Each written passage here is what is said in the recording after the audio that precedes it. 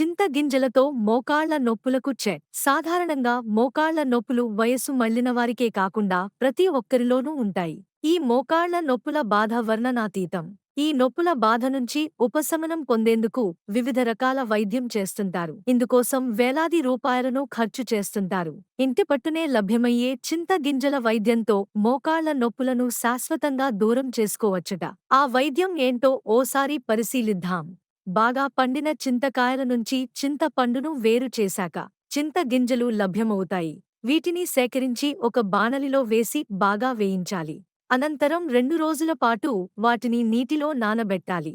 రోజుకు 2 సార్లు నీటిని మార్చాలి.